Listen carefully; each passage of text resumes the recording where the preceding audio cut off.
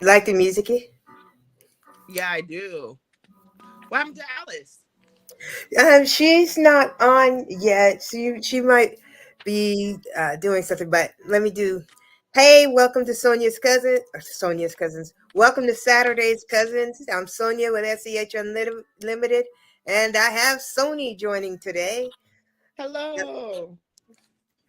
Cousin Alice, she might be late, but we're here. We're here. We're here. We're here. We're here. So, um, you want to start talking about soap first? Yeah, we could start talking about soap first. Okay. I'm ready. All right. So I have eczema, and my eczema was so bad that my mom actually used to tie my hands together to keep me from scratching. Mm-mm. I took a shot once, and it's the kind of shot that you can only have once in your life. Otherwise, it's really detrimental. And growing up, taking a bath or a shower, putting lotion on my skin sometimes, it would burn for hours because and one year when I was a teenager, my cousin taught me how to make my own soap. And at that time, the chemicals in the soap were so mild that I learned I had learned that I could add my own scents and stuff like that. And I've been making soap for, let's see, how old am I now? Let's see.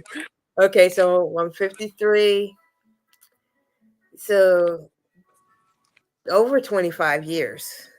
Wow. And I never really got into the business of, I mean, back when n- no, it's been longer than that. But in my early 20s, back when I was still drinking, I'd make some for some people. And, it was a quick money grab. It was nice.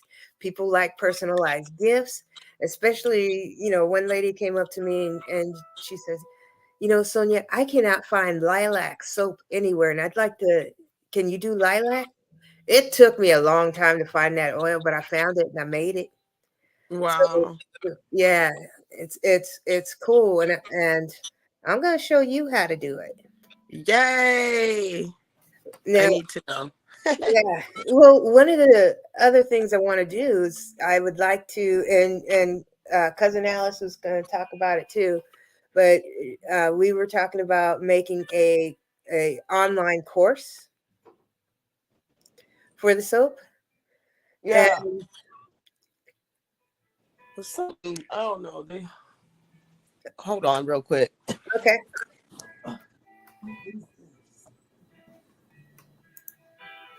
so talking about doing an online course for the soap, and what I'm hoping to do with that. Are you coming back? Just let me know. So with the online course, I want to show people how easy it is to make it and make a quality product. Things that you can use are things that are around you. Now, of course, um, you have to be careful with what you use. For instance, if you end up using something that you need a preservative for. Now, with preservatives, things you need to think about when buying a preservative is the company you're getting it from, where's it coming from, time of the year that you're buying it. You know, is it something? It's like buying wine. If you buy a really nice bottle of wine and they ship it to you and it sits out in the sun all day, it's not going to be any good. Same thing with if you use a preservative. Now, for my scents, I use essential oils and essential oil blends, and depending on the soap, as you see right here, this is one of my very first glow in the dark soaps. And with the glow in the dark, I don't do the whole bar as a glow. simply because uh, the glow in the dark, you don't know how it's going to react with your skin. So I just use a little bit to make it highlight and make it colorful and pretty and make it pretty. But let's see here. Here's another glow in the dark soap that I made. But just make it colorful, pretty, and a little conversation piece that you can have fun with.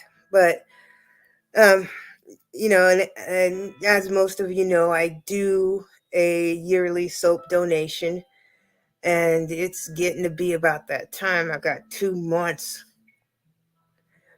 but gotta get me through it. But um, I do want to make a course that goes over the tools and temperatures and the different types of soap that there are available, as well as the additives and essential oils. And I don't know when that's going to be out, but it is something that I have been kind of gathering my little notes together with.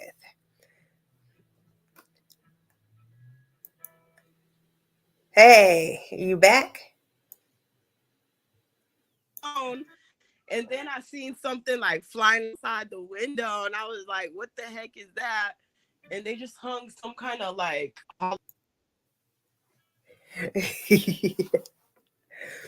All right, sorry about that. She's not quite ready. Do like this when you're ready. Sonie? Okay.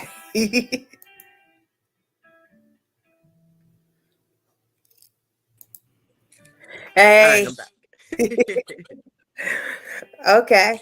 So, yeah, I was just talking a little bit about the soap course I wanted to get it into. But hopefully that'll be ready. And since you want to learn how to make soap, uh, you could easily be included in that. That way, um, but we'll talk about that and get that started because that will be really cool. Yeah, I think so. I'm I think, excited about that. yeah, I think that's cool. Okay, so we discussed that. Now, Sonia, we were talking about 211. We were 211.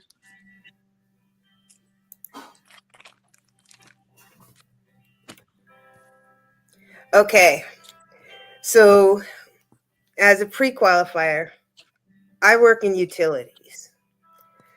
Um, with this whole thing with COVID, it has hit a lot of people sideways with jobs. It's not only just hit people, it it affected companies, it affected the utilities.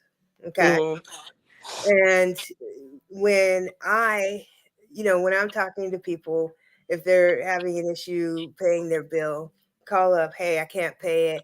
First thing I'm going to do is tell you about the assistance that we have. And the second thing is I refer people to 211. Now, what I know from my side is that some of these agencies that provide the assistance, if they're not getting calls, if they're then they can't prove the need, and when they can't prove the need, they lose funding.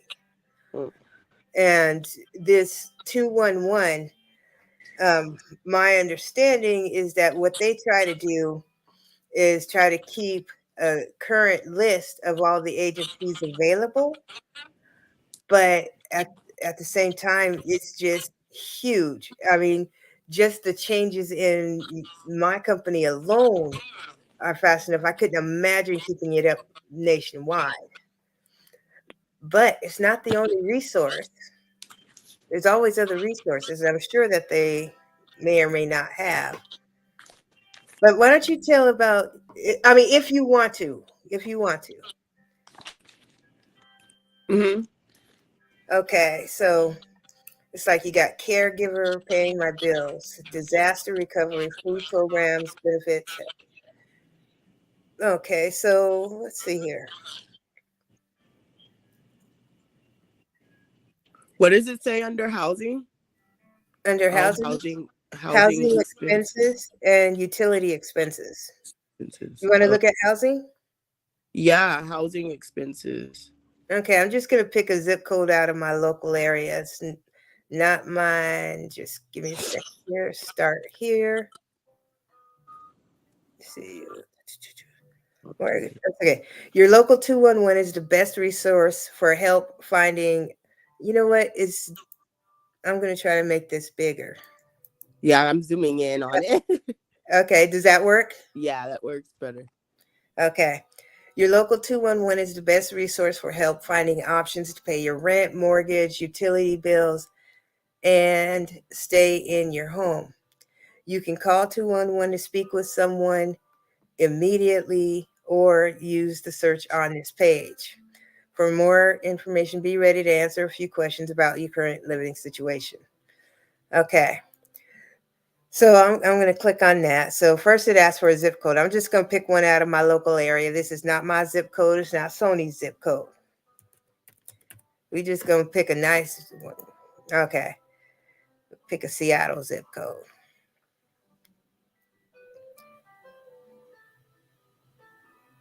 Okay, search. Mm.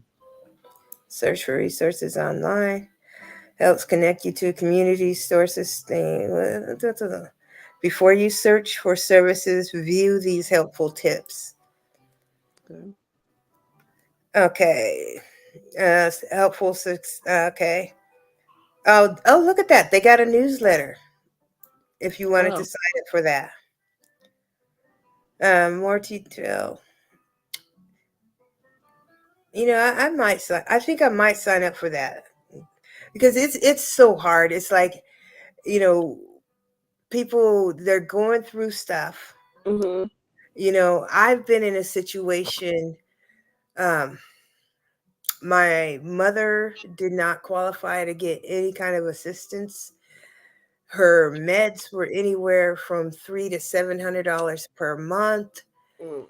I wasn't making. I ended up cashing out my 401k plan that I had at that time to buy her medications, Mhm. and I did not know about this stuff. I did not know it existed, Mhm. and I went crying to somebody, and they were like, "Here, call this number," and we did, and we were able to get her meds covered. But it's like I understand it can be stressful at times because I know in our office it was taking a few months. It's like you fill out your application, and it was taking like 4 or 6 months to actually get the assistance. But at the same time, it's like you want to try to help everybody. And I've heard people tell me before, like their phone number is 211, but their website is 211.org. Mhm. And I've had people tell me that it takes forever to get through on the phone because everybody's calling. Mhm. And search. Okay, so it looks like what they do is they have a soft page for each state. But let's see here. Let's check out this one. Let's see what this archive is. Contact your local senators to fund 211 at 5 million. Right there, running out of money. And granted, when the Senate funds 211, everybody's taxes goes up. But that's why I really feel it's important rather than I mean, it's great to have an emergency, place to go to get some assistance, but I think it would be better to have life skill classes, Yeah, you I know. do too. I don't know. As I mentioned to you before, I have mixed feelings about 211. Well, Um, 211's not the only thing out there. Yeah, no, I had to figure that out the hard way. And I was given 211 as a resource when I was young, and I was pregnant and I was living in the streets, and it absolutely did not help at all. And I had tried one other times when I was in hard times, and I got resources from them, and all the resources they gave me were not helpful at all. So I just had stopped using 211. I honestly had lost my I had lost my faith in 211. I said they don't have any resources, and I started getting mad too, because I was like, well, how dare they have 211? And I bet half of these people that work at 211 hasn't even tried to use these resources, and they're giving these resources out that don't have any resources. What is the purpose of this? And so I just never used 211 again. I started figuring stuff out on my own, like, going on Google and searching Google and just going to different welfare offices and things like that.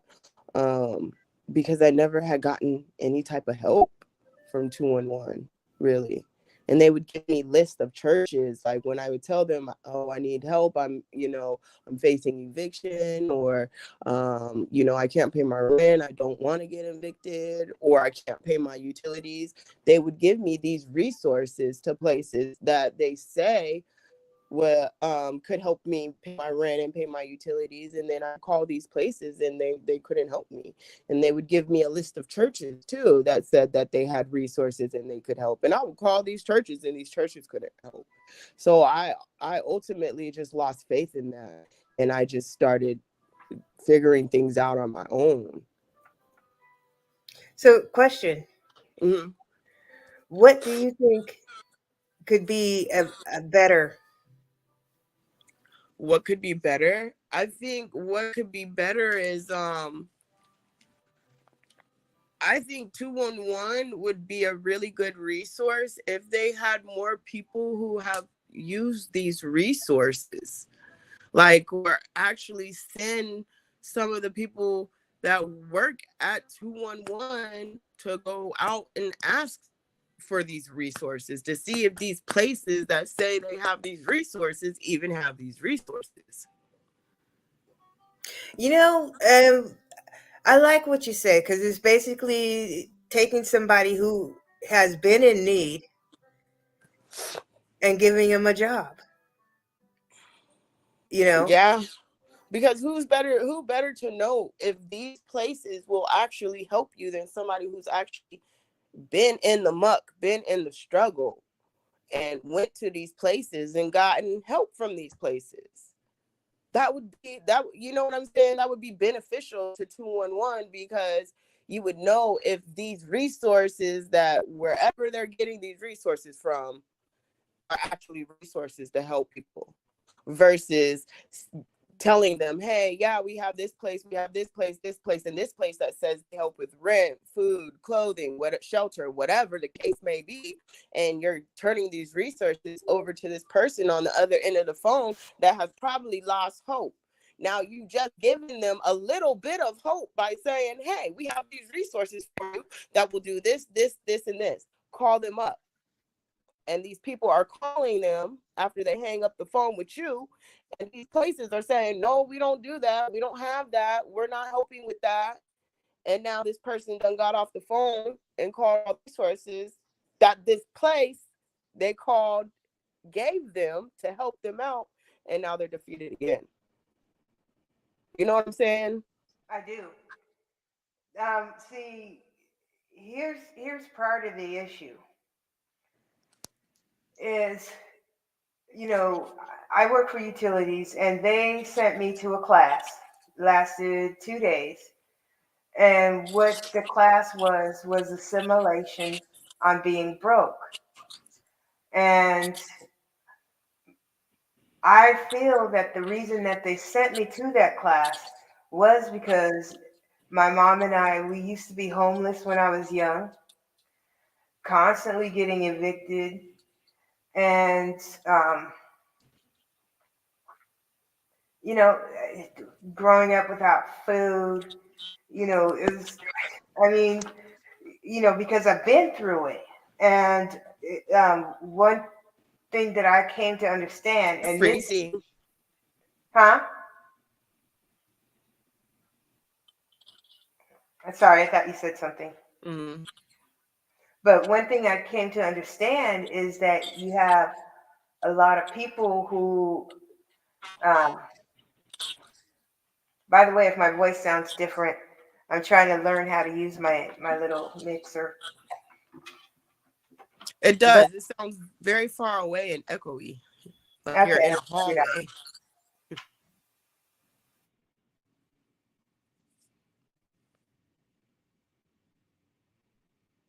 Now I can't hear you at all. Better? Yep. Okay. So what I came to understand is that the people that we elect to um, basically get these programs going, they don't know what it's like to be broke. Mm-hmm. Like, for instance, I mean, there's a lot of things that can change. Like Mm-hmm. city council meetings, you know, in any city, I believe that they should have at least, if they have one, if they have weekly meetings, then it should be weekly during the week. You know, they should have one in the evening, Mm-hmm. and they should be available online for people to cast in, their thoughts or what have you, and give space and time because people work, Mm-hmm. you know. Yep. And one city I lived in, it was nice because I emailed them. I'm like, can you just have one in the evening? And they started doing that, and I'm like, okay, this is a city that wants to listen to their constituents. Right. I was gonna say that because not a lot of cities want to listen to their public. They don't want to listen to the people that live in their city. So to me, I feel like that's why they they make those meetings at weird times because they really don't want to hear from the public. They don't even want. I feel like some of the councilmen and stuff, they don't even want the public to come down there to their offices and bother them. You know what I'm saying? Like, I don't. I'm not. I'm not a real big. I'm not a person that's really big on government and politicians. I don't, and I'm not gonna lie. I don't have faith in the government. I don't have faith in the government at all. And I think that's because I grew up in a military family, so I seen a lot of what the government can do, and what the government won't do, and what the government has funds to be able to do, which they refuse to do. Um, so I don't know. I mean, I don't. I hope things can change, but I don't have faith that things will change because they talk a good game before they get into office, and then once they get into office, it's like they forgot about what they said. But I feel like they haven't forgot about what they said. They say the right things to get voted in just so they can make that money. I you know I mean,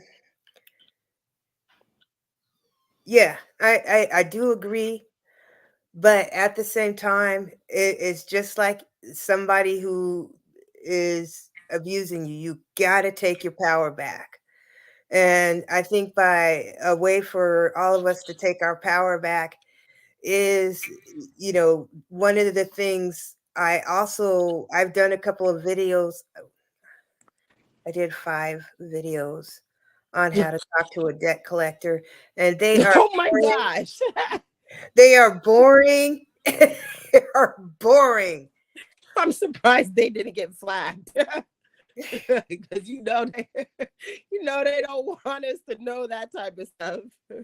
Well, the thing is it's an experience, and you know, I mean, because all of us know something. We all know how to do something.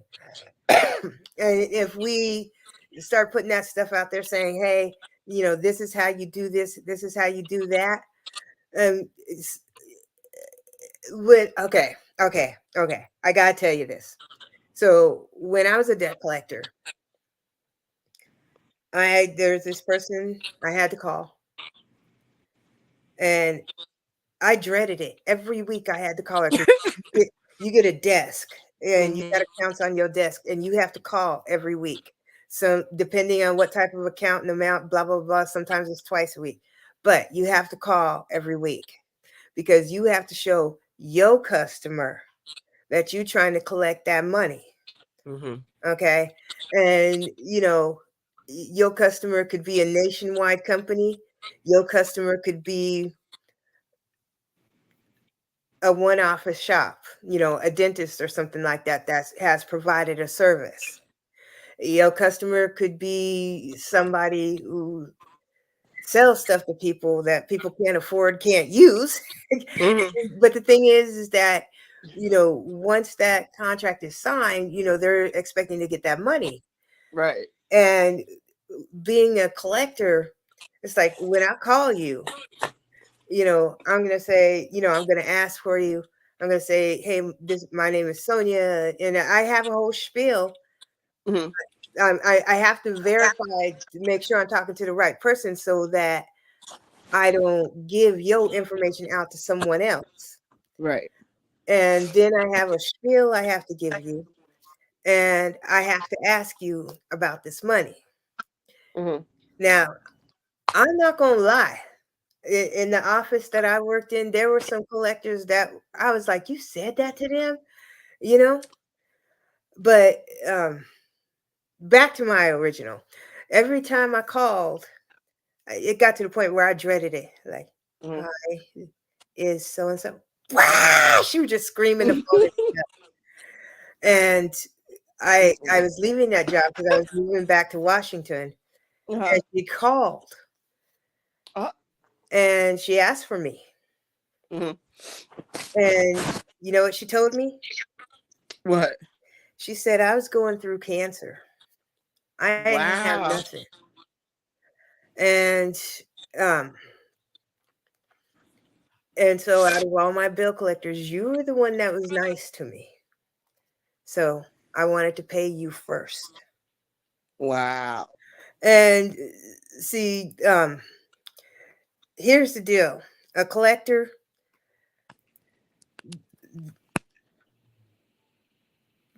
they just want it off their desk. Right. Dispute it, file bankruptcy, um, or make a payment arrangement. Now, if you go to make a payment arrangement and it's not a payment arrangement that they can make, for instance, most of them want it gone like within 3 months. So, for instance, let's say you owe $1,000, and You'll tell them they could pay like 500 or 400. yeah, most of the time that's what they want because they know they can put that in there and they can tell their customer that way they can put that off their books and they don't have to worry about calling it. They get Okay. their stripes for collecting it. Okay. Okay. Mhm. But if you're in a position where you cannot pay that, it's like there was one lady I used to call her every week, and she was retired. She was living on her Social Security, and when you're living on your Social Security, you really don't have any money. Mhm. And she was like, "I can every week. Hi, hey, how you doing?" And I go through the whole spiel. She goes, "Yeah, I sent my $20 this month." But that's just it. When she was saying I can only pay $20 a month, I could not pull her account off the active collections list. Mhm. Every week, a document says she can pay $20 a month. Now, when it gets to the point where they send it to legal, they go through that account, okay? Mhm. And I can tell you when they looked at that lady's account, I never worked in legal, so I don't know. Mhm. But I can tell you that they would see every collector's note saying, hey, she said she can only pay $20 a month. And they went down and looked at the payment history. $20 a month was coming in. Mm. Okay, so when they send something to legal, that means that there are going to be court fees, um, of course, the attorney fees and stuff like that. And Mm. if they know you ain't got no money, especially, chances are they're not going to try to do that. And I've been on the other side of the fence too. I've had them calling me, and um,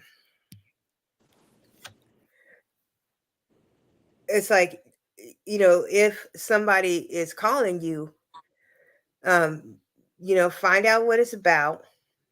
Just be on the up and up with the information. If you cannot, afford to pay that, tell them I can't afford to pay that. Sometimes they'll ask you for a good faith payment. And I one collector, when she was calling me, I said, I have to look at my finances. And she just out of the blue. She was like, well, why don't you tell me what you're working with? That's what she said. Tell me what you're working with. Mm-hmm. And I said, okay, this is what I make. This is my rent. Nah, nah, nah. And she put me on a plan that I could afford, you know, I can afford to still pay my rent, still pay my bills and stuff, because the second something goes to legal, they're going to tag your check before you get it, Right. you know? And it's like, just this knowledge that I have here, I would like to share, because it's like, this is the kind of stress, the financial stress, needing the 211, not being able to pay the utilities, not being able to buy the food, keeping a roof over your head. On top of that, it will affect your health because of Mm. the stress, you know?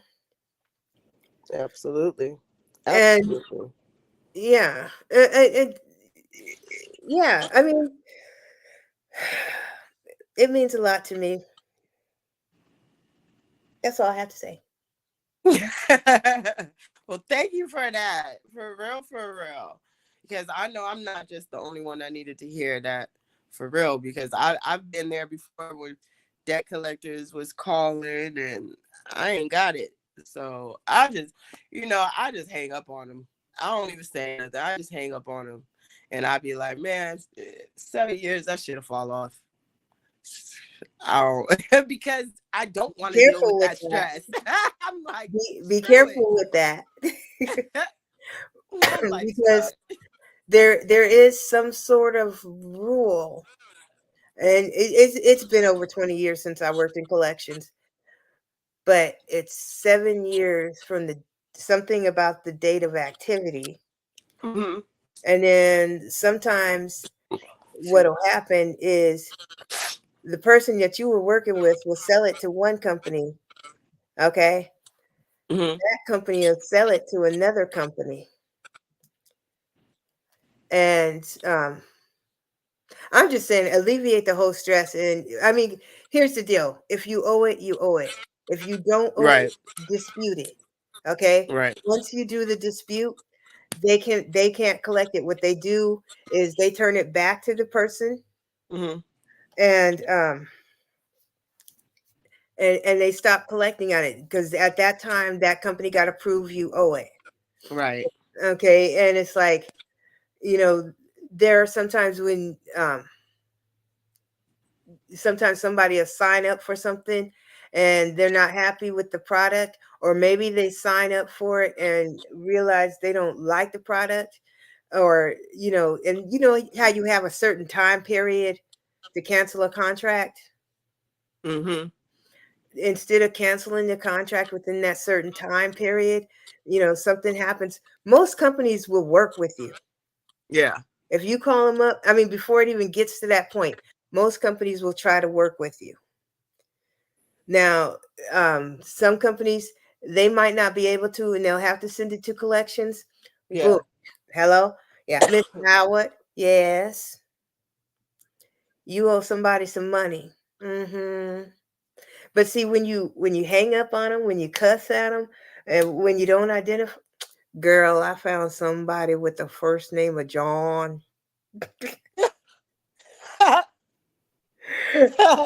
And here's the funny part about it is John had And by the way, John's just the name I'm using, everybody. Mm-hmm. John had somebody got mad because they was always calling their house looking for John. Mm-hmm. And she's like, yeah, that's John's phone number, and he there. Okay. So, it's like,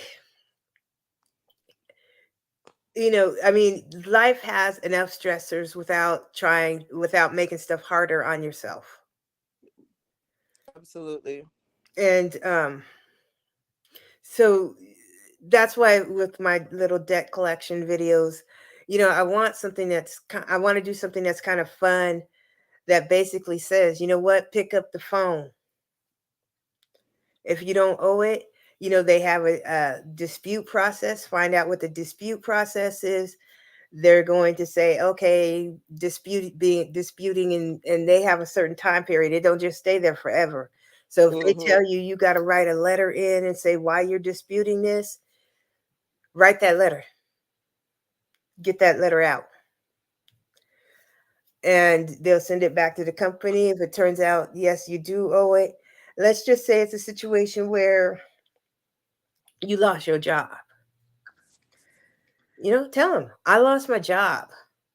And the thing about losing a job is that when you get a job and you start getting stuff online, it's like everybody start coming at you, Mm-hmm. and usually your utilities behind, your rent behind, and stuff like that. And those are things you got to keep up on. Mm-hmm. And it's like if a bill collector, if they calling you at work, They ain't supposed to be doing that, I didn't think.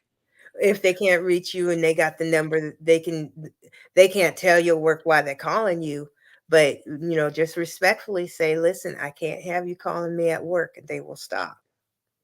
Mm. If you want to send them a letter saying, please do not contact me anymore about this debt, they will stop. But Mm. when you say that, if that debt goes unpaid, it will go to legal. Yeah. And it's like, being in debt is something that, I mean, the financial thing is just hard. I mean, it's embarrassing. I mean, it's the one thing most people beat up on themselves about. Oh yeah, I'm $64,000 in debt, and that's school debt. Oh, I only got medical and school debt. That's it. No other stuff. wow. Yep. I got something else I'll show you. But um, let's just change the perception. Yeah. That person, that collector just calling you, they paying their rent, trying to feed their children too. Right. You the reason that they got a job. So you the Right. boss. Think about it like that. I feel like I'm not gonna pay that debt so you can keep your job, okay? You help me, I help you. Okay, that was a bad way to go about it. All right, I got you. But yeah, I mean, and I mean, I know that there are some that are harsh, and usually that's because they come in all day and all they get is, when I worked in collections, I don't know if you heard this song. No, I'm pretty sure you did. The more money we come across, the more problems we see. That became Yes. our theme song, Yes. because it's like everything be happening, and it's like, when I did it, my thing was, I was just like, I want to work with the person. I want to find out what they can do, and I want to set up a win-win-win. The customer gets paid their money. You get your bill, and I get my stripes for getting this all set up. It Right. can be a win-win-win. But afraid. I remember being afraid to answer my phone, not opening my mail. And it's like, I can laugh at it, but I also remember how stressful it was. Yeah, very. And it's like, that's that's part of the wood foul thing. I don't know what I'm going to do with that yet, but that's part of the thing. Is like, we can all help each other, and we ain't all got to get in each other's pockets, Right. you know. Right. um but this 211, do you know about 988? Is that the is it the suicide prevention? No. Yeah, it Uh-uh. is. It is? Okay, yeah. Okay. Yeah, I mean, it's so, I mean, in 2008, when they had all that stuff go down, Mm-hmm. you want to know what my plan was? What? This was my plan. I was living in Tacoma at the time. Uh-huh. Tacoma.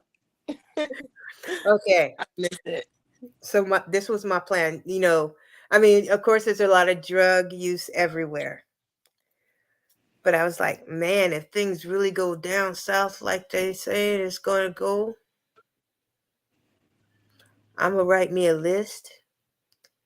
And those people that are super addicted, Mm-hmm.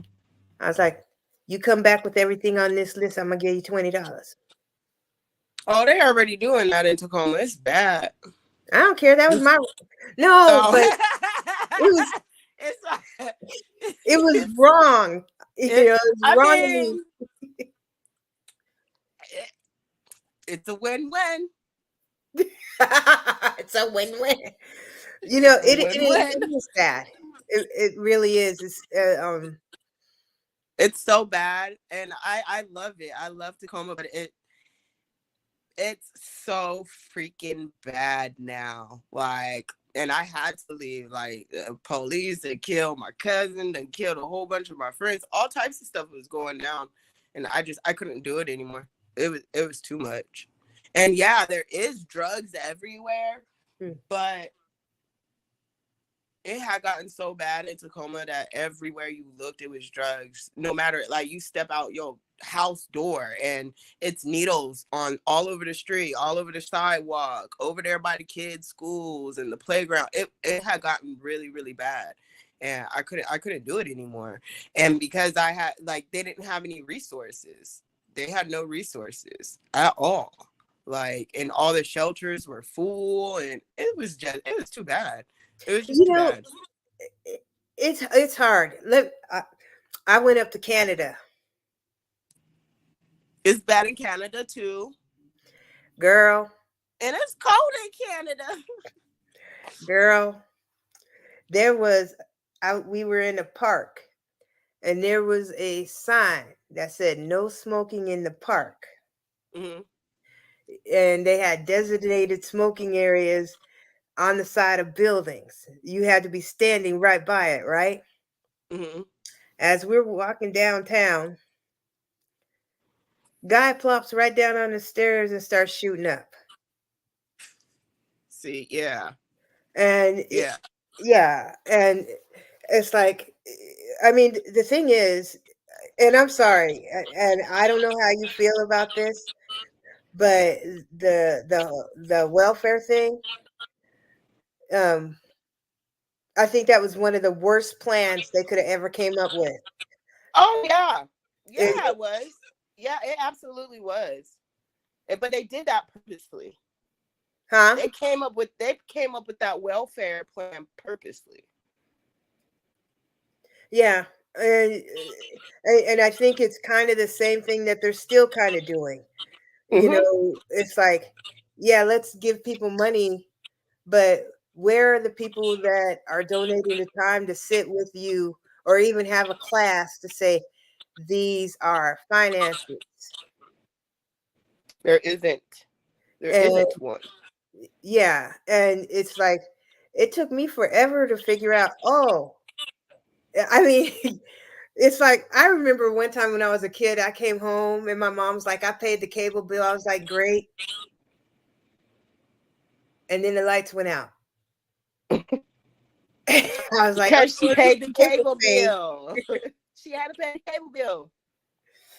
And working in utilities, I'll be honest, we every now and again I hear that we got another call. You're like, listen, I can't afford to pay that because if I don't pay my cable bill, I ain't gonna have no phone. What?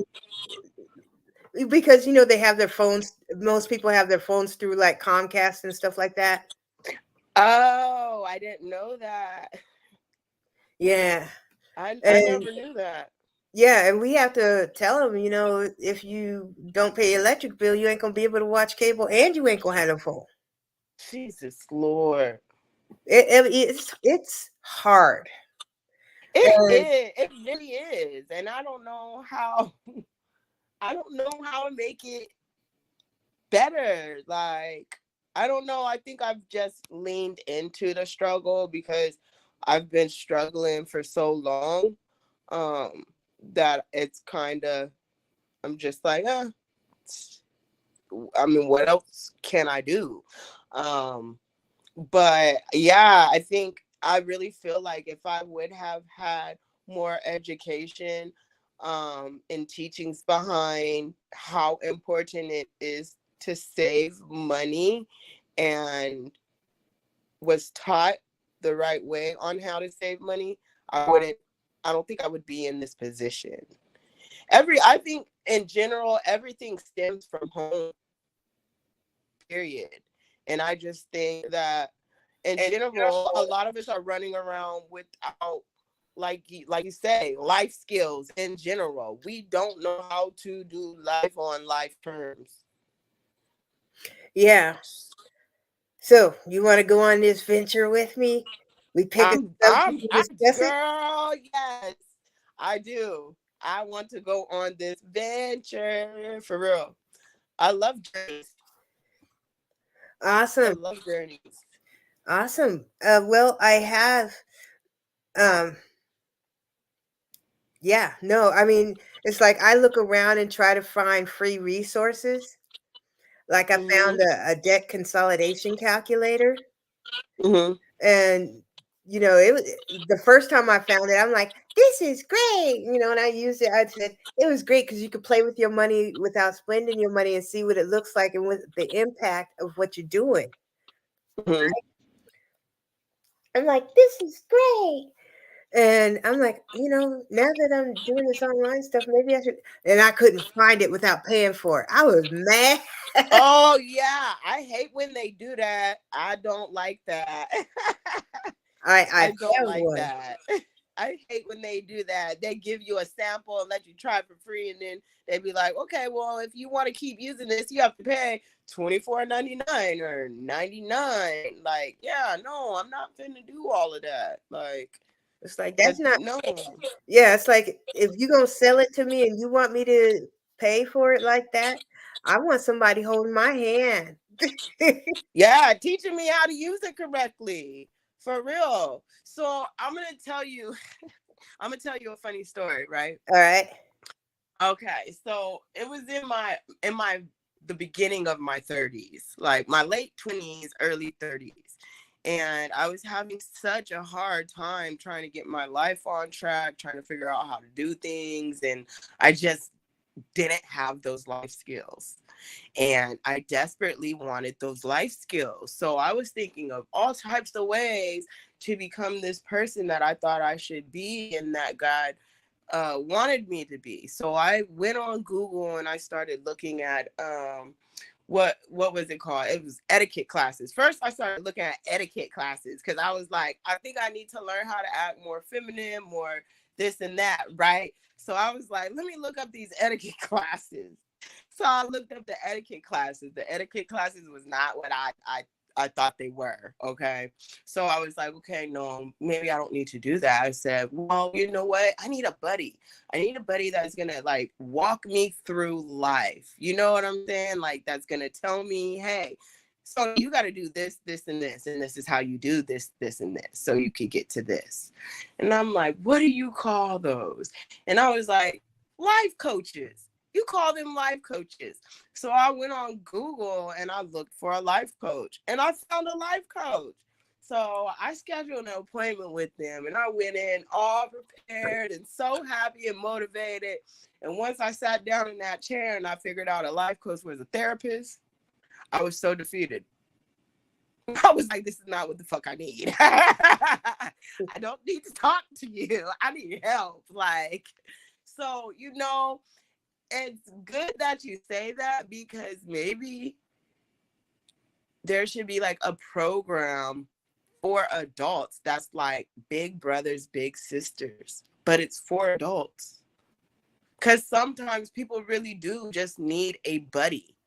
And now I'm not saying like long term, you know what I'm saying? Like this, they got to be with you every single day. But you know what I'm saying? For what do they say? It takes about 30 days to build a new habit. For 30 days, you meet this person and you go out and you try to accomplish what, you know what I'm saying, and learn the skills that you haven't learned. They're teaching you these skills while holding your hand for a couple hours or an hour a day. You know what I'm saying? I Like do. But something like that would be yeah, really beneficial. here's the thing. There's a lot of people that need that, and it could be for several different reasons. For instance, I spoke with a woman who was uh, over 80. Mm-hmm. Her husband had just died, and he was the one that handled all the finances. And so she called, she got me, and she said, I'm not comfortable with all this online stuff, but I don't know how to write a check. Can you teach me how to write a check? Mm-hmm. And so I said, yeah. And so, I explained to her what all the lines were for and everything like that. And, you know, um, but that made her comfortable in making that next step. Maybe she's doing something else now, but that little base was all she felt she needed. Yeah. And I like the idea of, I mean, I'm sure there are life coaches out there or like that you can get to do stuff like that for you.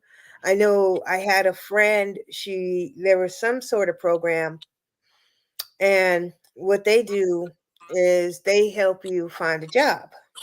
Mm-hmm. So not only do they help you look for a job, they help you fill out the application. They help you, dress right for the interview, and they will even take you to the interview. And they get paid about $3,500 a month to do There that. need they need to be way more programs like that The in you know, all 50 states. but see, here's the problem with that. Okay, people could be stuck. People could be stuck at different steps, right? Mm-hmm. And this is just what I've seen, from my little time here on this earth, is when you create a massive something for everyone, Mm-hmm. there's always going to be people left out. There's always going to be steps left out. And see, something like this that we're doing right now, this is free, ain't costing me nothing. Right. And all it requires is participation. And it's like, it's like I could pull up the deck calculator, put the link out there, and say, okay, this is how it works. You can also find it on YouTube.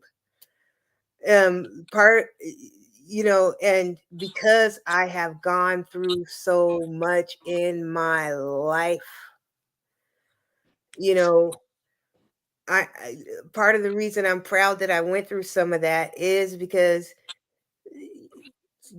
there really aren't that many sticks to beat me with. Right. And it's like there are people that get, stuck because, that old stuff, no matter what it is. Yeah, I have that problem sometimes. And it's like, if I could help somebody by saying, let's look at it this way, because I've already turned that corner. Right. You know, if I can help you turn that corner. In all honesty, when I was hating myself, I was really hoping that somebody would just take pity on me, pick me up, and say, "Come here, Sonia, you do this." Mm-hmm. You know, Yep. but That's how nobody I be. did. Yep. Yep. You know, Yep. and that's the other reason why I really want to get this started, so that put this information out there. And I'd like to figure out how I can put subject lines like money stuff, emotional stuff, come look at my soap stuff, resin stuff. Yeah. And yeah, I mean it. And I know for the longest time I did not want to go to therapy. You're right. I was. Yep. That was me for a long time. Yeah, because I was like, because when you grow up bad, you don't trust nobody. None. Yeah. I still have a problem with trust today because of that. You want to know how I turned the corner on it? How? Okay, so right here is the level, is Jesus level. That's above your trust in you. Okay, Mm-hmm. now down. Let's say my hands out of here.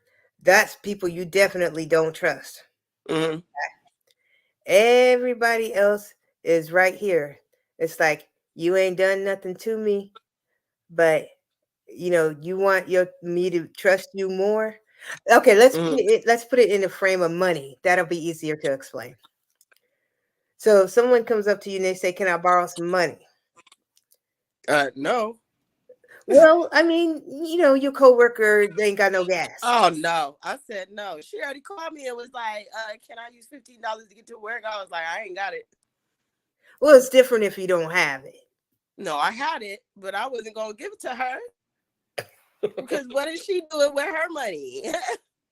You get paid the same, I get paid, and you make more than me because you work more hours. You shouldn't have went to the casino. Yeah, but okay, but at the same time, I mean, I'm talking about trust, though. That's why I said no because I don't trust she gonna give it back to me. I know for a fact she ain't gonna give it back. Okay, I ain't got okay, no but faith you in have it. a prior. I know, but I'm just using it as an example. Oh, okay. Okay, so for instance, if somebody comes to me and um, my limit is $20. It's like, if somebody comes to me and they're like, because you never know what happened, Mm, and my limit is $20. Don't If I loan it to you, don't make me ask for it. When you give it back to me, you came and got it, you come and bring it back. Don't be sitting up here going, "I got your $20, come get it." If mm, you came to pick it up, you can come and bring it back. And if you said, "Hey, I need $20 to payday, and payday's on Thursday," you call me on Thursday if you have a problem. And when I say if you have a problem, I moved in. Um, I used to work for a nationwide company, mm, and this was a huge company. And I had made a payment arrangement on my electric bill, and I got paid on Fridays. Friday, I walked in because I was supposed to make that payment on my electric bill. mm, I walked into work on Friday. There was an email went out to everybody, say, "Sorry for the inconvenience. There was a problem with the direct deposit. You're going to get paid on Monday." mm. Now, that's something out of my control. you know. And I called the light company and I said, "Hey, I can show you the email. I am going to be getting paid on Monday instead of Friday. Right. Now, I am not lying to you. My payment was $74. Mm-hmm. It wasn't a monthly payment of $74. What happened was I had moved to an apartment and when the insulation was bad and I got a bill for 1 month of electricity of almost $400. I was not financially prepared for that. Whoa. Yeah. And so I paid most of it and I had 40 or $74 left. And my previous history as far as paying my power bill, because of what I grew up with, that was something I paid my electric bill before I bought food. I did Right. not want to go without power. They shut me off for for $74 for the weekend. What? And then I called them on Monday. I made my $74 payment. Then the lady come talking. Well, it's gonna Recap cost you. She said it's gonna cost $35 to turn it back on.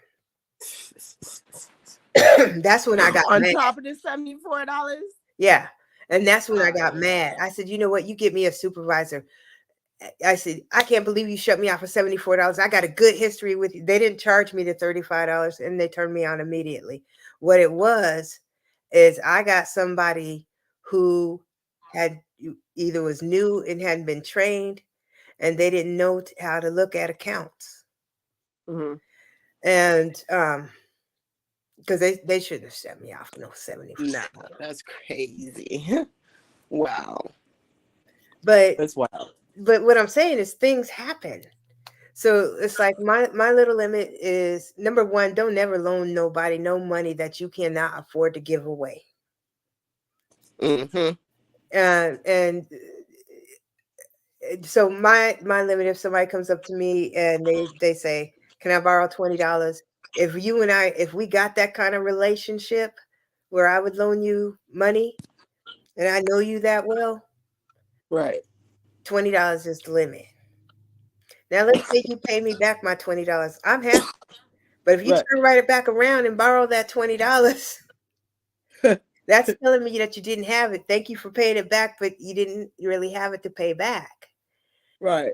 And being a sense that it is only $20, I might just say, you know what, keep the $20, but don't come back to me for no more money. Because people will Right. incorporate your income into their income. For theirs. I know.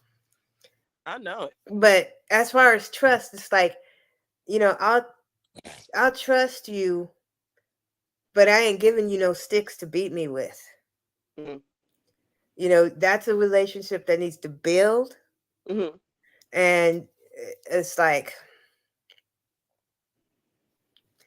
you and I, we don't know each other, but it's a relationship that needs to build. Right. Right. Absolutely. I definitely get that. This dog's tripping. You got a dog? Yeah, she's like going crazy on the floor right now. I don't know. I don't know. She just woke up from her nap and she just started spinning around. Is she She's spinning a trip. around like sitting? Nah, I think maybe she gotta go to the bathroom. Oh. I think that's what it is. Yeah, she does. She crazy. She is. Oh, hold on, Mercy. Go outside.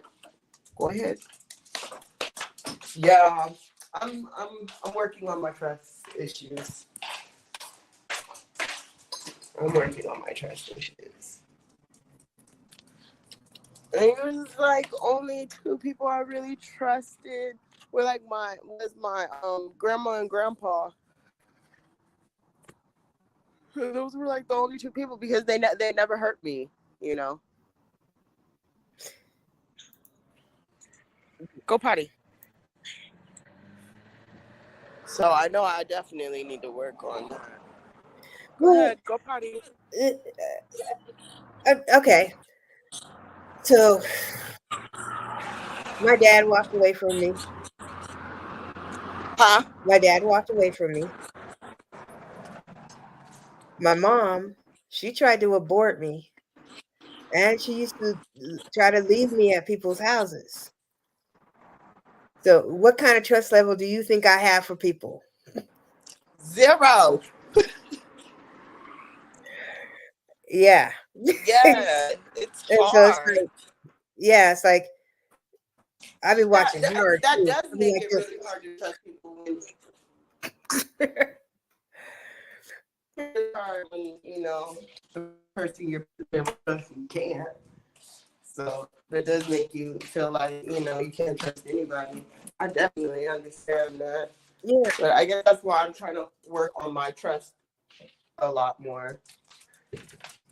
Well, I think the easier part of working on your trust is not saying, "Hey, I'm going to start trusting people and putting levels out there." Hmm. It's about trusting yourself to be aware of them red flags. Right. If somebody asks me something and I say I want to think about it and they keep telling me, "No, you need to make a decision now." Yeah, I'm not. Yeah, that's it. No answer is no. There you go. But Right. wait, no, you don't want to wait for me? Have a good day. Right. Conversation's done. Right. And it's like like when you get salespeople and stuff like that, I used to work in a cellular store. And I was the customer service. And customers would come in. It's like, well, one guy, he was in a wheelchair. And you know that when people are whirling around in their wheelchairs, they don't have a dexterity, right? Hmm. And somebody sold him a phone that had a really sensitive toggle button. Hmm. And he didn't come in within that first couple of weeks, right? Hmm. And so I went to the manager and I explained the situation. I'm like, dude's in a chair, his hands, he can't work this phone. Right. And I told the manager, I'm like, can we extend this return date? And the manager says no. Hmm. And so I'm like, okay, and I thought it was real jacked up for the salesperson to sell him that. Yeah. And maybe because it was like one of the cheaper phones, maybe he really wanted it and said, "Oh, I can work it. I'll figure it out." I, Hmm. I don't know. I wasn't there. Right. But rather than, because a new phone at that time usually costs around $300. But they had prepaid phones, right? Hmm. And he mentioned, he's like, well, I wanted to get a prepaid phone for the person that come and assist me so I can contact them and let them know when I need help. Hmm. Bright idea, Sony. Here's a prepaid phone. And I took the phone that had the toggle button, put it on the prepaid number, and Right. right? Girl, do you know I got in trouble for that? For real. Yeah, they called it spinning. I said, you know what? We sold somebody a phone they couldn't use.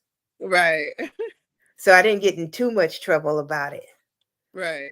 But at the Wow. same time, it's like there's so many different situations. But I would like to do the life skills thing. Yeah, I think that would be really good. I What think did that you would be a really call good it? thing. Um. Hmm.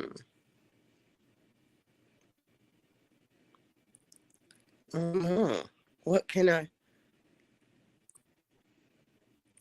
What is it? I told We you be what. lifing. I don't know. All Something right. about life. All right. So let's say goodbye to the people, All and right. then we can still talk about this. All right. But all right, Sony, thank you very much for coming on. Really, it was a true pleasure talking to you, and we hit on some really great subjects. And I'm glad that you are interested. Yay. Thank you for having me. I appreciate you. And it was definitely fun and much needed. All right. Well, thank you for watching and hope you enjoyed Saturday's Cousins. We'll be back next week. See ya.